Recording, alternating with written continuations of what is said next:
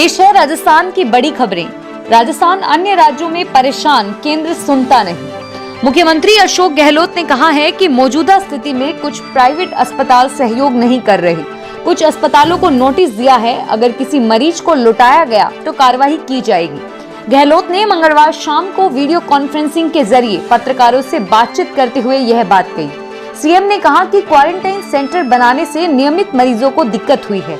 हमारी कोशिश है कि मरीज संतुष्ट होकर क्वारंटाइन सेंटर से जाएं। निजी अस्पतालों को इस तरफ ध्यान देना चाहिए, अब उनकी परीक्षा है। उन्होंने कहा कि प्रदेश भर के उपखंड मुख्यालयों पर 400 मोबाइल वैन लगाई जाएंगी। यह मोबाइल वैन ओपीडी यूनिट के रूप में काम करेगी। सीएम ने कहा कि रैपिड टेस्ट किट फेल साबित हुई है और रैपिड टेस्ट का फेल होना बेहद चिंताजनक है। अगर केंद्र सरकार पहले मेरी बात मान लेती तो यह स्थिति नहीं होती। उन्होंने कहा कि हम रैपिड टेस्ट में आईसीएमआर की गाइडलाइन के मुताबिक चले। केंद्र सरकार को पूरे देश के लिए कोई व्यवस्था करनी चाहिए थी। उन्होंने कहा कि राजस्थान के लोग अन्य राज्यों में परेशान हैं और केंद्र को इस पर फैसला करना चाहिए। सोमवार को मैंने केंद्रीय गृह मंत्री को इस बारे में अवगत कराया, लेकिन अभी तक जवाब नहीं आया है। शॉर्ट नोटिस में 4 घंटे की नोटिस, रात को 8 बजे अनाउंस हो गया, 12 बजे लॉकडाउन है। इससे वो तबका बर्बाद हो गया जो मध्यम क्लास का है, लोअर मिडिल क्लास का है, जो प्लेन सर्विस यूज नहीं कर सकता था। जो 5 दिन का समय दिया गया प्लेन को, हवाई जहाज से यात्रा कर सकते हैं कोई व्यक्ति, रेलगाड़ी का भी कहा गया, तो क्या कारण था कि लॉकडाउन 4 घंटे की नोटिस में कर दिया गया। तो जो प्लेन और ट्रेन में नहीं जा पाए वो कैसे जाते। आज वो सबसे बड़ी समस्या भारत सरकार के सामने, हमारे सामने जो है वो इसीलिए बनी हुई है। इतना असंतोष उन लोगों में, इतना डिप्रेशन आ रहा है, इतना चिंताग्रस्त है, कोई सोच नहीं सकता। और राजस्थान के बारे में कह चुका हूँ कि राजस्थान प्रवासियों के इतने फोन आए हैं। हर व्यक्ति की मांग यही है कि हमें किसी प्रकार से आप राजस्थान बुलाइए, गांव भिजवाइए हमें। वो हमारे दुख सुख के साथी हैं। अकाल सूखे में हमेशा उन्होंने साथ निभाया राजस्थान के गाँव वालों का। वो राजस्थानी प्रवासी आज सबसे ज़्यादा दुखी है। इस बात की चिंता हम सबको है। हम चाहेंगे कि जैसे मैंने कल आपको कहा कि मैंने रिक्वेस्ट की है गृह मंत्री जी से, उन्होंने आज मुझसे वादा किया था मैं कल आपको जवाब दूंगा, अभी तक तो जवाब आया नहीं उनका।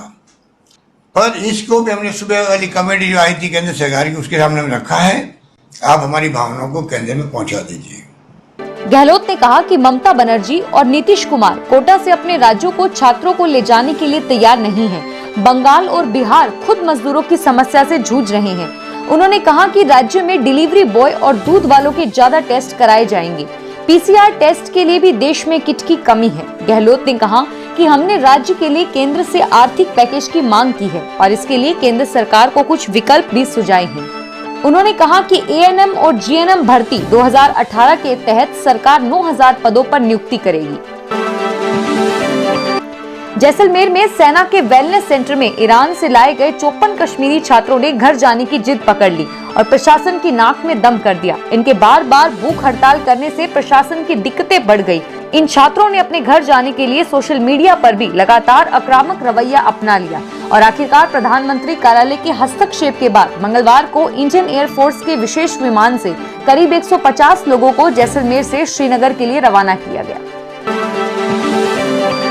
जयपुर हाईकोर्ट ने मुख्य सचिव सहित सिंचाई, जल संसाधन और पीएचईडी विभाग को नोटिस देकर पूछा कि टोंक जिले की सभी तहसीलों को पीने और कृषि के लिए निर्धारित मात्रा में पानी क्यों नहीं दिया जा रहा। मुख्य न्यायाधीश इंद्रजीत महांती और न्यायाधीश एसके शर्मा ने कहा कि अंतरिम आदेश जयकुमार जैन की जनहित याचिका पर दिए। याचिकाकर्ता का कहना है कि बिसलपुर बांध टोंक जिले में बना हुआ है और बांध से जयपुर तथा अजमेर को पीने के लिए और टोंक को पीने के साथ साथ कृषि के लिए पानी दिया जा रहा है। जोधपुर रेंज के पुलिस महानिरीक्षक नवजोत गोगाई ने मंगलवार शाम पोखरण पहुंचकर कोरोना वायरस संक्रमण के कारण लगाए गए कर्फ्यू के हालातों का जायजा लिया तथा अधिकारियों के साथ बैठक लेकर व्यवस्थाओं व प्रबंधों की समीक्षा की। पुलिस महानिरीक्षक गोगोई मंगलवार शाम पोखरण पहुंचे। उन्होंने स्थानीय पुलिस थाने में जिला पुलिस अधीक्षक डॉक्टर किरण कंग, पुलिस उपाधीक्षक मोटाराम गोदारा, थानाधिकारी सुरेंद्र कुमार प्रजापति सहित अन्य अधिकारियों के साथ बैठक ली।